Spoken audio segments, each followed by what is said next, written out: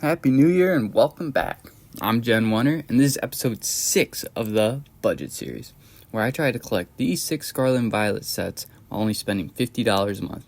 As you can see, the collection's already grown tremendously and we've got some awesome cards, but there's still more to add. Prior to this month, we've collected a little over 430 cards while spending just over $233. So we have some bank stacked up. We're going to add $50 to it and we're going to get underway. Alright, as always, we start with our most expensive card, and that is the Ralts Illustration Rare from the Scarlet and Violet base set. This is currently a top 5 card from the base set. Normally it was number 2, but with price changes, it's dropped to number 4. I do love the Ralts, Curlia, and Gardevoir set in this, and it's really cool to add it. We're only missing the Curlia now. Next up, we add a special illustration rare, and that is the Galissapod from Paradox Rift. I love this card. It's very dark. It makes me imagine just being in a basement stuck with him, and that sounds intimidating. We add another hyper rare card to the collection, and that is the Beach Court hyper rare from Paradox Rift. I do like the gold and how it outlines the whole setting, but throwing that flamingo at the front of the card is pretty cool.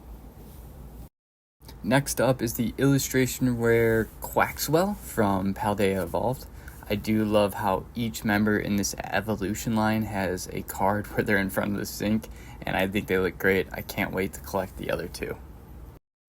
And then we get our illustration rare Charjabug from Temporal Forces. I do find this card cute, and I do love the art on it. I like how it just kind of pops a little bit, but a good card, cheap card, and it's a good pickup for the collection.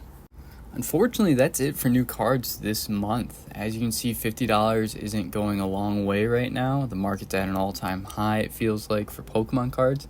That being said, we are banking too, so adding just a incremental little by little to build up a bank to buy some cards over $50 is what we're kind of going for. I would like to talk really quickly about cards that are over $50. Initially, when I started this, there was only about 5 cards from these sets that were over $50. Now it's expanded to 17 cards. So we're seeing some huge expansion here. Right now, not too comfortable spending that amount of money on some of these cards, like this Magic card. Price has increased tremendously, and it just can't really afford it. So we're going to just keep our head down for now, keep trying to add as many special illustration, hyper rare, and illustration rares while we can. Also trying to find some alternative routes of buying cards.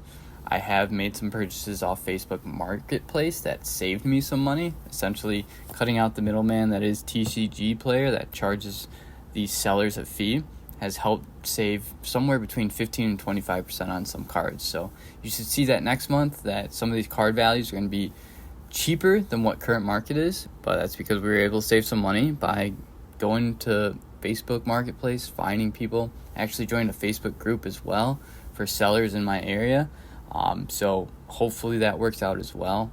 But that's going to be it for this video. Thank you guys for watching if you stayed the whole time and listened to my little rant at the end there.